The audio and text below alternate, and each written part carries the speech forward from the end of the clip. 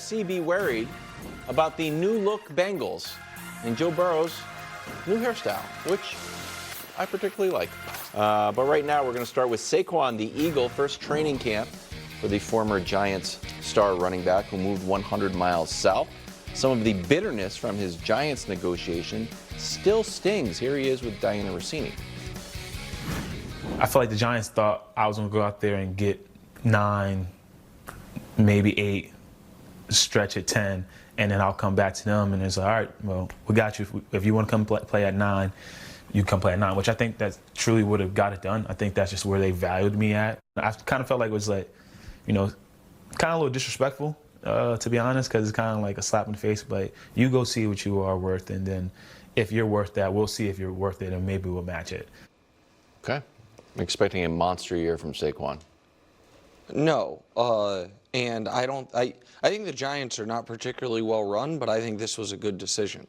This was a great job by Diana getting the interview, but I was watching it, and like Diana said to him that during it they said, that he is the brand of the Giants, the most popular jersey, and the Giants are Saquon.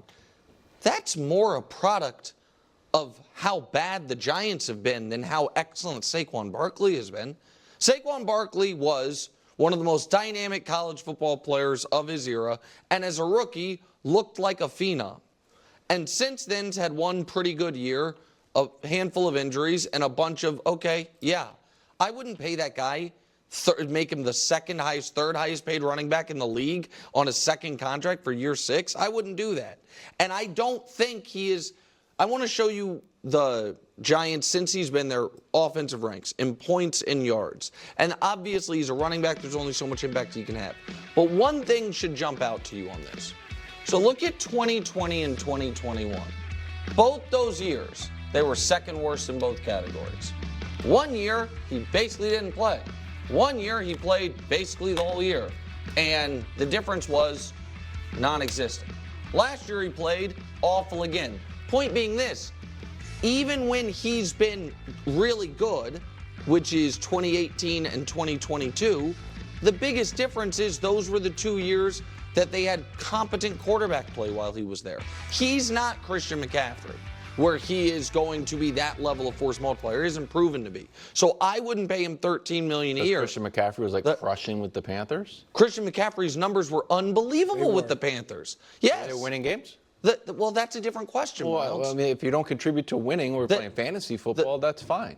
Okay, so I think Christian McCaffrey has been awesome since he walked into the league. If folks want to tie mediocre Panthers defense to Christian McCaffrey, that's fine. If we want to say his multiple 1,800-yard seasons, his multiple double-digit touchdown seasons, are that he's not objectively the best running back in football. I think he's better. You don't think it's at all parallel that he can go to Philadelphia and be surrounded with weapons, and so all of a sudden you're not the 100%, the only thing you need to worry about when you go into Giant Stadium is Saquon Barkley, that he can thrive, that you have to worry about Jalen Hurts. You're going to have to worry about Devontae Smith. You're going to have to worry about A.J. Brown. And all of a sudden, wow, Saquon's got open lanes. Saquon's got wide open green grass in front of him. Yeah, well, I mean, I'll let Greg go ahead. Yeah, I don't think he's going to be a difference maker for the Eagles. Yeah, I definitely think he's going to be a difference maker for the Eagles, and largely because I believe that Jalen Hurts is going to utilize him and lean on him a lot more. When you have a quarterback that struggled, has been paid, and has questions looming around him, he's going to use Saquon Barkley to the extent of like how we see San Francisco 49ers use Christian McCaffrey, simply because if he drops back and he sees, oh my gosh, the picture isn't clear, you know what he's going to do? Saquon can now run. I trust, if Saquon is healthy, he is one of the better backs in this league. I'm not going to sit here and act like Saquon Barkley is nowhere close to Christian McCaffrey.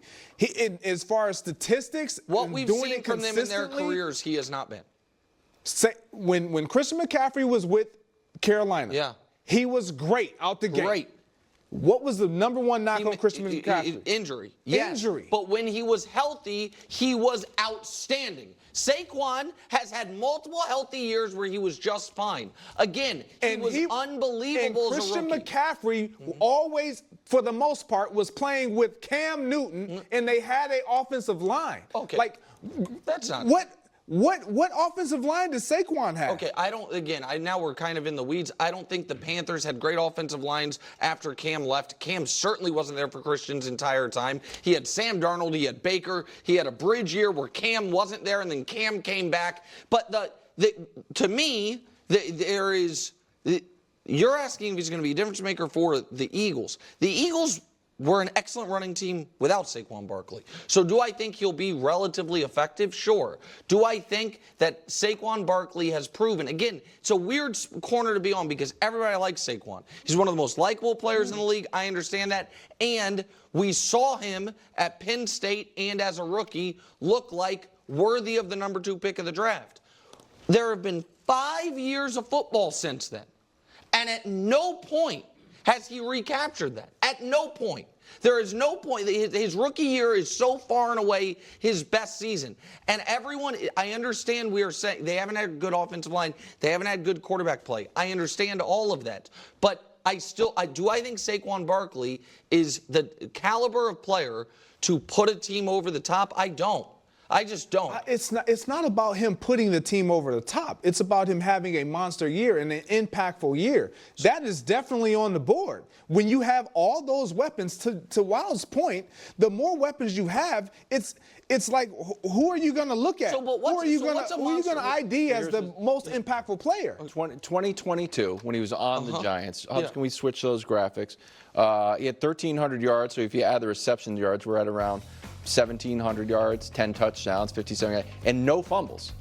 So I would say if he could replicate this, yes, I would say this would be pretty good. I think he could 100%. I think he could do better than this. Oh, I think that's okay. I'll take the under on every single one of those categories, except for maybe fumbles? rush TDs. Well, no, you're not going to take the under on 0 fumbles. Rush TDs because I think there's a chance they use him as the tush pushback. Instead of, I don't think they're going to get rid of the tush push. You cannot use Saquon for the tush. Why not? Because you can't have an injury-prone guy being your tush I don't push. think You got to put somebody else in there. I think, but regardless, I don't think he's going. There is not a long list of second contract running backs get paid a lot of money and it works out. In fact, it's Christian McCaffrey, and that's the list. And so nobody wants to say it, I think, because everybody likes him. And they feel like, man, he's a huge what if. What if a more competent organization had drafted him? What if he actually was on a team with real quarterbacks and weapons for during the prime of his athletic prime, what he could have been? But that's likely over. His athletic prime is likely, but I think that's where we live more than anything. It's the potential of him having all these weapons and having a defense, a comparable offensive line, having the weapons around him and having a competent quarterback on a team that really could be successful without him, and you insert him in, and you're saying, nope, he's going to be I think he's going to be around. I think he's going to provide around what. Was it DeAndre Swift for the Eagles last year? Well, around what DeAndre Swift provided. Can I pitch you one more? I don't think it's a massive upgrade. One more thing. Sounds strange. Because second running back contracts, a lot of times, like a lot of wear and tear, a lot of hits. In a weird way, has his injuries and lack of time on the field actually make him a little more fresh than the average second-year running back? No, not to me, because that's the other thing that's a bit of a misnomer. Like, he had 1 year lost to injury. Every other year, I think he's played 10 games once, 13 or 14 the other seasons, and then a full season his rookie year. So he has been in the league 5 years. He has played, 5 years or 6 years? He's missed the equivalent of one season. So they franchised him last year, right? That was so he's been in the league 6 years. Pardon me. So he's played. I don't have it in front of me. My guess is he's played 74 career games. And so. Check it for me, please. But if it was 70, don't tell me you got that on the nose. Did I nail it? You're the GOAT. Okay, thanks. I can just move on. All right, that's great. 6 full seasons would be that makes sense. I thought he was missing random. How many quarters? Shut up. Well, just under the Hard Knocks shadow.